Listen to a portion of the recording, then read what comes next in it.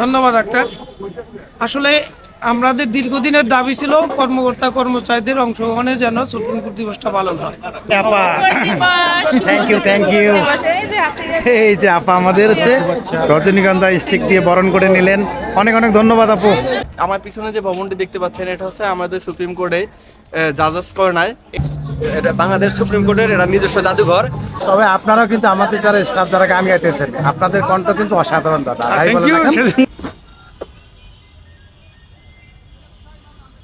আপনারা দেখতে পাচ্ছেন অসংখ্য বিআরটিসি বাস আমাদের সুপ্রিম কোর্টে হাইকোর্ট ডিভিশন এবং যে সুপ্রিম কোর্টে স্টাফদের আনা নেওয়ার কাজে এই পরিবহনগুলো ব্যবহৃত হয়। বাংলাদেশ সুপ্রিম কোর্ট ন্যায়, আস্থা ও নির্ভরতার প্রতীক। বাংলাদেশ সুপ্রিম কোর্ট বাংলাদেশের হচ্ছে সর্বোচ্চ আদালত। বাংলাদেশ সুপ্রিম কোর্টকে বলা হয় সংবিধানের রক্ষক এবং হচ্ছে ব্যাখ্যাকারী। বাংলাদেশের সংবিধানের 6ষ্ঠ অধ্যায়ে সুপ্রিম কোর্ট প্রতিষ্ঠা সম্পর্কে আইনি বিধান রয়েছে। সংবিধানের ধারা 100 বিধান অনুযায়ী বাংলাদেশের রাজধানী ঢাকা শহরে রমনায় অর্থাৎ এটা শাহবাগ থানা আন্ডারে সুপ্রিম কোর্ট অবস্থিত। সুপ্রিম কোর্টের 2টা কক্ষ আছে, একটা হচ্ছে আপিল বিভাগ আর একটি হচ্ছে হাইকোর্ট বিভাগ। তবে এটি সচরাচর হাইকোর্ট নামে পরিচিত, কেননা 1971 সালের পূর্বে এই ভবন পূর্ব পাকিস্তানের উচ্চ আদালতের কার্যক্রম পরিচালিত হতো। তাই আসলে অনেকে এই আমাদের সুপ্রিম কোর্টকে হাইকোর্ট নামে অভিহিত করা হচ্ছে। সংবিধানের 6ষ্ঠ অধ্যায়ে 94 ধারায় সুপ্রিম কোর্ট প্রতিষ্ঠা সম্পর্কে আইনি বিধান ব্যক্ত করা হয়েছে। এই ধারার 1 নম্বর অনুচ্ছেদে বলা হয়েছে যে বাংলাদেশ সুপ্রিম কোর্ট নামে একটি সর্বোচ্চ আদালত থাকিবে এবং আপিল বিভাগ ও হাইকোর্ট বিভাগ নিয়ে গঠিত হইবে।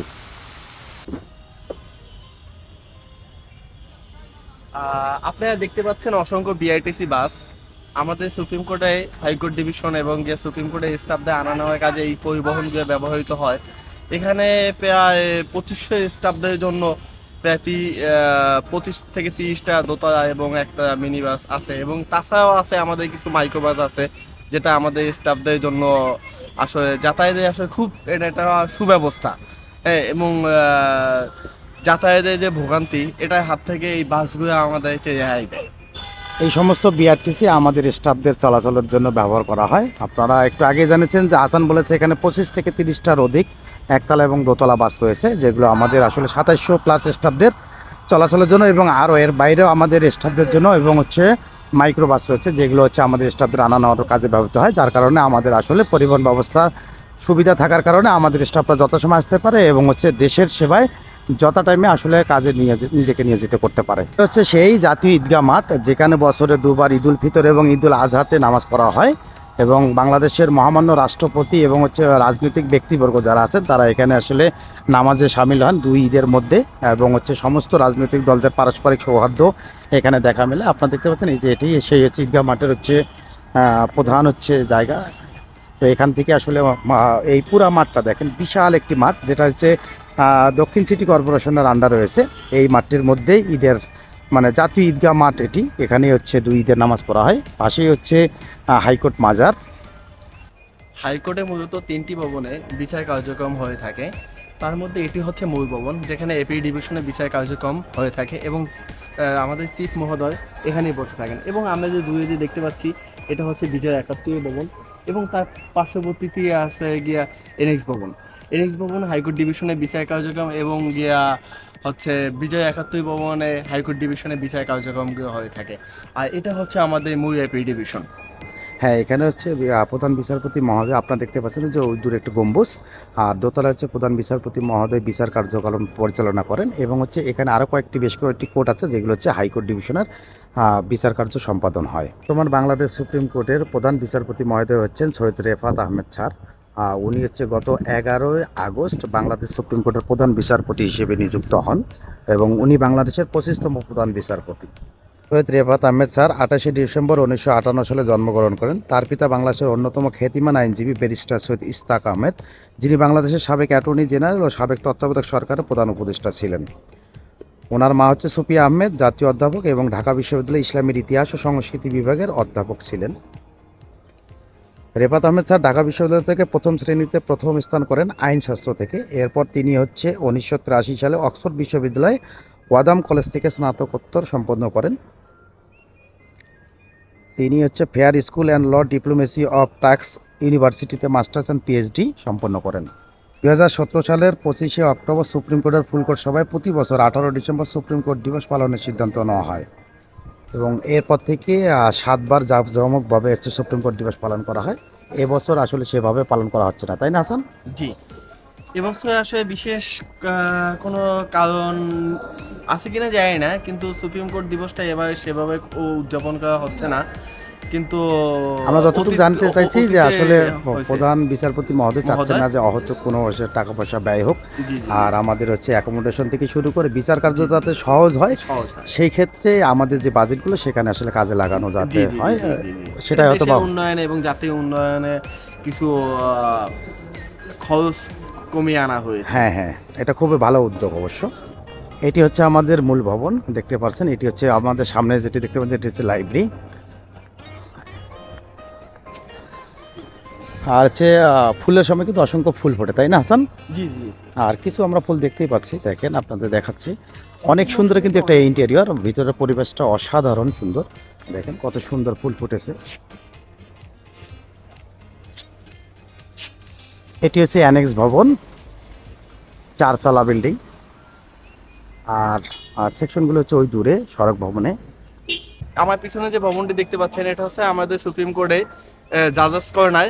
এখানে বিভিন্ন ধরনের ফুড আইটেমগুলো পাওয়া যায়, যেমন বার্গার, পিজা, তারপরে হচ্ছে গিয়ে Vegetable roll, ভেজিটেবল পানি, রোল, দই। চা, এগুলো খুব কফি উন্নত রয়েছে। মানের, এবং এটা হচ্ছে জাস্টিসদের জন্য এবং আমাদের স্টাফদের জন্য, সবার জন্য তৈরি করা হয়, এবং এটা আমাদের নিজস্ব ইয়েভাবে তৈরি করা হয়, যেটা হচ্ছে খাওয়াটা খুবই স্বাস্থ্যকর এবং খুবই হেলদি। আচ্ছা, আপনারা দেখতে পাচ্ছেন এটি হচ্ছে আমাদের সেই হচ্ছে বেকারি। এখানে হচ্ছে প্রতিদিন আসলে ওই গরম গরম খাবার, তাজা তাজা খাবার পাওয়া যায় এখানে। আপনারা এখানে আসলে এখান থেকে কিনে খেতে পারেন। আর ওই সামনে দেখতে পাচ্ছেন এটি হচ্ছে ফাইলিং সেকশন। যতগুলো মামলা হয় এখানে হচ্ছে সেবাগ্রহীরা এখানে হচ্ছে মামলা করেন, এখানে ফাইলিং করেন। আর আমরা এখন একটু সামনে যাব আমাদের হচ্ছে সুপ্রিম কোর্ট মিউজিয়াম দেখার জন্য। এটা বাংলাদেশ সুপ্রিম কোর্টের এটা নিজস্ব জাদুঘর। এই জাদুঘরে বাংলাদেশ সুপ্রিম কোর্টের শুরু থেকে আজ পর্যন্ত যতগুলো মাননীয় প্রধান বিচারপতি এসেছেন এবং বিচারপতির বিচার সংক্রান্ত বিভিন্ন নথি আছে সেখানে সংরক্ষিত আসে। এখানে যারা আসে এটা ওপেন দেখে যেতে পারে, এখানে কোনো টিকিটের বিষয় লাগে না। তো চলুন আমরা একটু ঘুরে আসি। আসেন ভিতরে দেখতে পারেন। এটি হচ্ছে আমাদের জাদুঘর। শহীদ ভাই, কি অবস্থা? অবস্থা ভাই ভালো, খুব সুন্দর লাগছে ভাই। সুপ্রিম কোর্ট দিবসে ফুল দিয়ে আপনাকে বরণ করা হবে। আলহামদুলিল্লাহ। দাদা ফুল নিয়ে আসতেছে। ঠিক আছে। আজকে আমাদের সুপ্রিম কোর্ট দিবস উপলক্ষে বাংলাদেশ সুপ্রিম কোর্টের সকল কর্মকর্তা কর্মচারীবৃন্দ অংশগ্রহণে আলোচনা সভা সাংস্কৃতিক অনুষ্ঠান। আপনারা দেখতে পাচ্ছেন রজনীগন্ধা স্টিক নিয়ে আসতেছে। কি হাসান, তোমাকে ফুল দিয়ে বরণ করা হবে। অনেক সুন্দর গান হচ্ছে এবং ফুল দিয়ে বরণ পর্যায়ে করেছেন। আপনাদের সামনে আবৃত্তি নিয়ে আসছেন জনাব মোহাম্মদ রুমান ভুইয়া। আপা, থ্যাংক ইউ। এই যে আপা আমাদের হচ্ছে রজনীগন্ধা স্টিক দিয়ে বরণ করে নিলেন।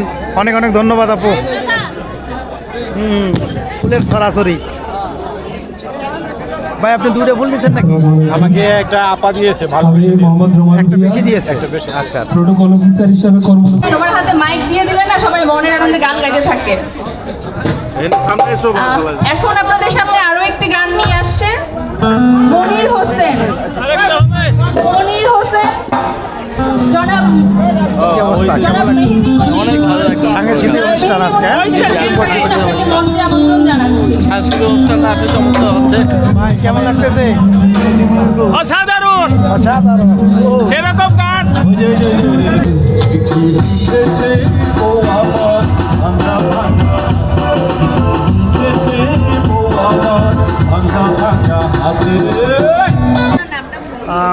ধন্যবাদ ডাক্তার ভাই।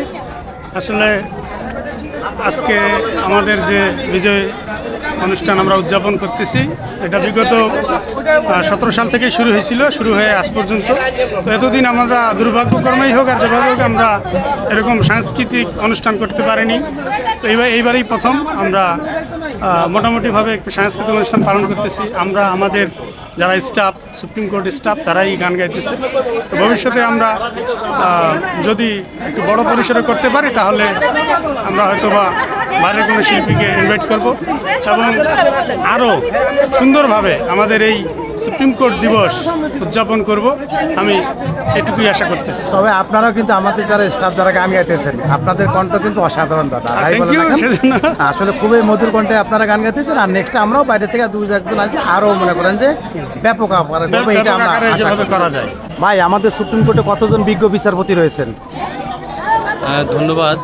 আমাদের বাংলাদেশ সুপ্রিম কোর্টের আপিল বিভাগ এবং হাইকোর্ট বিভাগের মিলে বর্তমানে প্রায় 100+ বিজ্ঞ বিচারপতি মহোদয় রয়েছেন। আচ্ছা, ওনারা ওনাদের আসলে যে অভিজ্ঞতার বলে সবসময় আমাদের হচ্ছে ন্যায় বিচার করবেন, এটাই আমরা সবসময় জানি। এবং বাংলাদেশের জনগণ এখানে আসি ন্যায় বিচার পাবেন, এটা আমরা সবসময় এটা জানি। হ্যাঁ, এই বিষয়ে ন্যায়- একটু বলেন যে আমাদের যে 64টি জেলার জনগণ যে এখানে আসি ন্যায় বিচার পাবে, সেই সম্পর্কে আপনি একটু বলেন। আসলে বাংলাদেশ সুপ্রিম কোর্ট হচ্ছে আপনার ন্যায় বিচারের আস্থার একটি প্রতিফলক। বাংলাদেশের 64 জেলা থেকে বিভিন্ন অঞ্চল, গ্রাম এবং জেলা থেকে মানুষ এখানে আসে ন্যায় বিচার পাওয়ার জন্য। তো ন্যায় বিচার পাওয়ার স্বার্থেই কিন্তু বাংলাদেশ সুপ্রিম কোর্ট সবসময় মানুষের প্রত্যাশা বাংলাদেশ সুপ্রিম কোর্টের কাছে। তো বিচারপতি মহোদয়গণ ওনাদের ন্যায় বিচার নিশ্চিত করার জন্য রীতিমতো আমাদের যে সকল রায় দিচ্ছেন তাতে দেশের মানুষ যন্ত্রসঙ্গীত সন্তুষ্ট। শিল্পীদের দৃষ্টি ধন্যবাদ ভাই। আকর্ষণ করছি। স্যার, আজকে আমাদের সুপ্রিম কোর্ট দিবস উদযাপন 2024, এটা হচ্ছে সম্পূর্ণ আপনার ক্রেডিট স্যার, কারণ এর আগে আমরা আসলে এইভাবে করতে পারি নাই। এবছর আপনার কারণে আমরা আসলে করতে পারছি। এবং হচ্ছে নেক্সটে নিয়ে প্ল্যান কি স্যার, একটু বলবেন যদি। ধন্যবাদ ডাক্তার। আসলে আমাদের দীর্ঘদিনের দাবি ছিল কর্মকর্তা কর্মচারীদের অংশগ্রহণে যেন সুপ্রিম কোর্ট দিবসটা পালন হয়। আমরা সেই পরিপ্রেক্ষিতে একটা উদ্যোগ নিয়েছি। আমরা চেয়েছিলাম একটা সুন্দর করে সবাই মিলে সুন্দর কাপড় চোপড় পরে র্যালি করব। এইটা প্রথমে আমাদের মাননীয় প্রধান বিচারপতি মহোদয় অনুমতি দিল। আমাদের নিরাপত্তার কথা তার মাথায় আছে, তার এরকম কোনো তথ্য তার কাছে আছে, অন্তত এইবার সেটা পারমিশন দেয় নাই। সে পারমিশন না দিয়ে আমাদের আলোচনা সভা প্লাস সাংস্কৃতিক অনুষ্ঠানের আয়োজন করার সুযোগ করে দিয়েছে। এই জন্য আমি বাংলাদেশের মাননীয় প্রধান বিচারপতি মহোদয়কে আমার সকল কর্মকর্তা কর্মচারীদের পক্ষ থেকে এবং আমার পক্ষ থেকে অনেক অনেক ধন্যবাদ এবং কৃতজ্ঞতা জানাই। আমি শুরু করলাম এই প্রথম, যেহেতু এটা আমাদের অংশগ্রহণের সুযোগ হলো। আমার বিশ্বাস আমি না থাকলেও যারা পরবর্তী নেতৃবৃন্দ আসবে সেটা কন্টিনিউ করবে এবং প্রশাসনের সবাই মিলে যেন আমরা অংশগ্রহণ করতে পারি এবং উৎসবমুখর পরিবেশে করতে পারি, আরও বিভিন্ন প্ল্যান করে করতে পারি, সেই চিন্তা আমাদের মাথায় আছে। এবং যারা থাকবে, যারা আমার পাশে আছে, নেতৃবৃন্দ আছে, নিশ্চয়ই তারা থাকবেন, আমিও তাদের পাশে থাকবো। ভবিষ্যতে আরও সুন্দরভাবে করবো, এই আমার বিশ্বাস। Thank you sir, thank you. Tinku ভাই, আপনি তো আমাদের ক্রীড়া সম্পাদক, বলেন আপনি এই সম্পর্কে কিছু বলেন ভাই। আমরা শুরু করেছি সাংস্কৃতিক অনুষ্ঠান এবং আলোচনা সভার মাধ্যমে। আমরা আমাদের সাধারণ সম্পাদক সাহেব তিনি বলেছেন যে আমরা র্যালি করতে চেয়েছিলাম। আমাদের মাননীয় প্রধান বিচারপতি মহোদয় আমাদেরকে র্যালি করার অনুমতি দিয়েছিল। আবার এটা নিরাপত্তার কারণে আমাদের এই র্যালি আমাদের বন্ধ করে দিয়েছে, আমাদেরকে সুযোগ দিয়েছে এই অনুষ্ঠান করার জন্য। আমাদের পক্ষ থেকে আমরা কর্মকর্তা কর্মচারী কল্যাণ ট্রাস্টের পক্ষ থেকে ব্যক্তিগতভাবে আমরা এই আয়োজনটুকু করেছি। আপনাদেরকে কতটুকু দিতে পেরেছি আর দিতে পারি নাই আপনারা বিবেচনা করবেন। ভবিষ্যতে এই ধারাবাহিকতা রক্ষার জন্য আমাদের আরেকটু সুন্দর করার জন্য আমাদের সাধারণ সম্পাদক সাহেব তিনি বলেছিলেন যে আমাদের সকলকে একটি পোশাক পরার জন্য, যে গেঞ্জি দেওয়ার জন্য প্রশাসনকে বলেছিল, তারা আমাদেরকে দেয় নাই, আমরা করতে পারি নাই। আমরা আগামীতে আপনাদেরকে সকলকে নিয়ে প্রশাসনকে আমরা বলবো যে আমরা যেন সুপ্রিম কোর্ট দিবসে একই পতাকা তলে একই পোশাক পরে আমরা কাঁধে কাঁধ রেখে হাতে হাত রেখে সকলে ঐক্যবদ্ধভাবে স্বতঃস্ফূর্তভাবে অংশগ্রহণের মাধ্যমে আমরা যেন এই সুপ্রিম কোর্ট দিবস পালন করতে পারি, এই আশাবাদ রেখে আমি এখানেই শেষ করছি। আমি বাংলাদেশ সুপ্রিম কোর্ট কর্মকর্তা কর্মচারী কল্যাণ ট্রাস্ট এর ক্রীড়া ও সাংস্কৃতিক সম্পাদক জাহিদুল ইসলাম রিঙ্কু। ধন্যবাদ ভাই। আসেন ভাই।